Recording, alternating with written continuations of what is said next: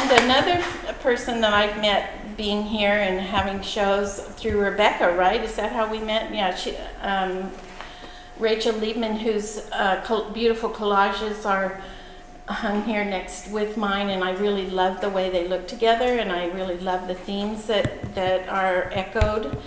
And we had talked about it, and a little bit of not going to work, and then I called her back and said, I think it will work. She said, okay. Heidi gets her way. Yes.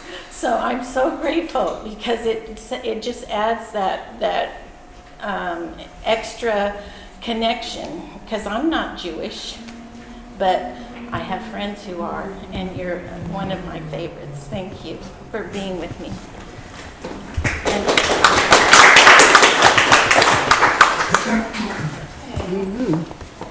So,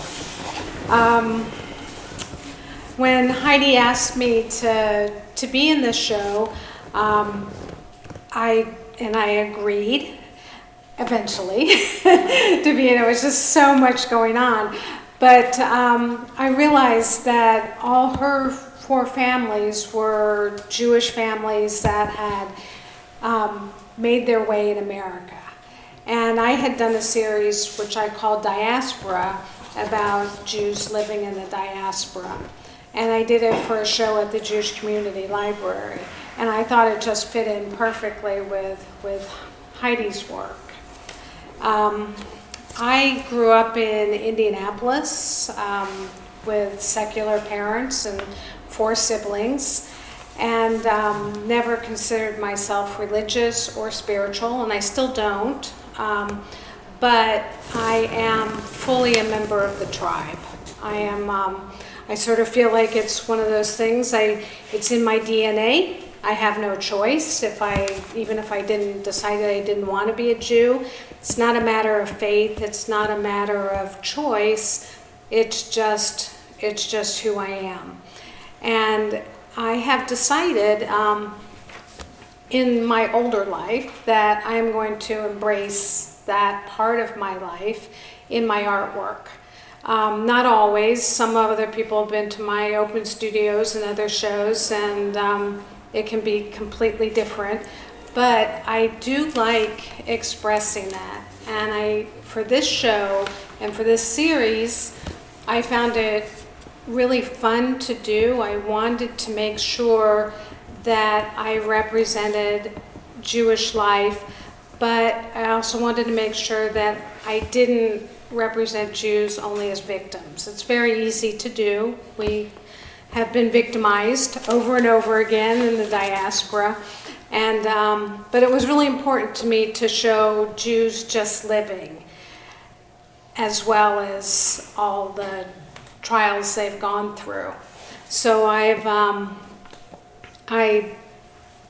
have in my collages, each one represents something different. So if you get up close, you'll see cut out pictures of Jewish scientists, women Jewish scientists. I decided the men had enough publicity in my work, so I did a piece only on women Jewish scientists, and it's back there. It's the double X for double X chromosomes, and they and what I did was, for each one of these, I would research the topic and cut out pictures. I would get them off the web.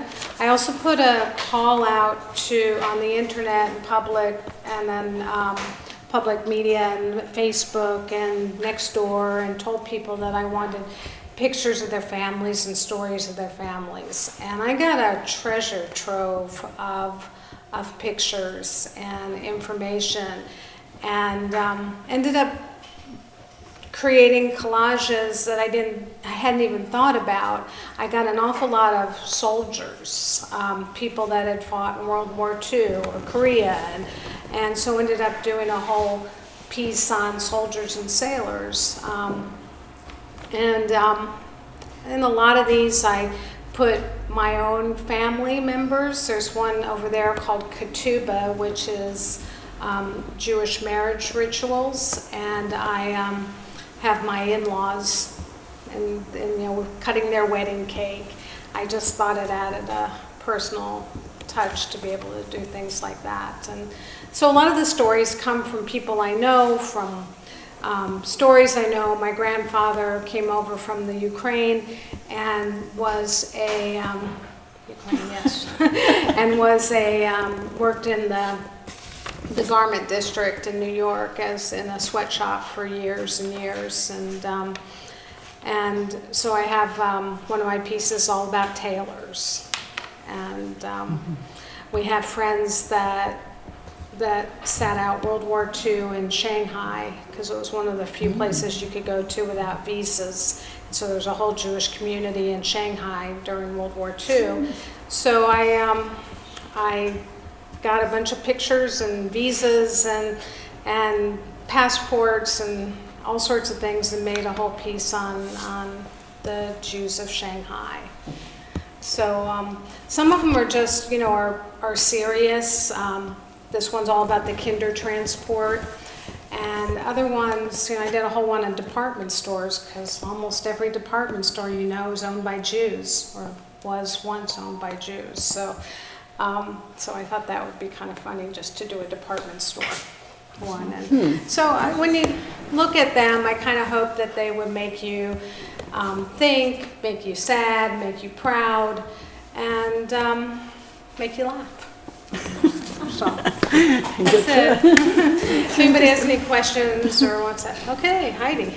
We Googled this phrase, is it German? It's kind of a Yiddish-German mixture. That means he wrote, Vergiss nicht deinen Papa, and a friend of mine's mother was on the kinder transport. And for those of you who don't know, the kinder transport was Jews mostly in Germany.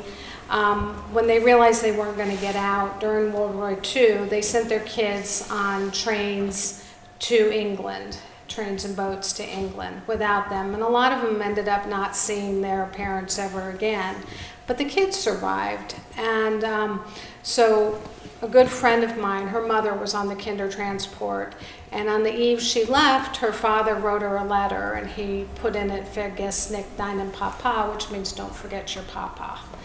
And she never saw him again, and he put pressed flowers in the letter. And so I have a picture of her in there, and I have what he said in the letter, and the whole border around it is are letters that parents wrote to children and children wrote to parents, because there was a period there when they first got to England where they could correspond with each other before the Germany got sealed off. So the translation means? Don't forget your father and mother. Okay. Yes. Yeah. You're going away, you're a little girl. New generation. But don't forget us. Yeah. Sure. Don't forget. So. They have to. Okay, thanks. Thank you.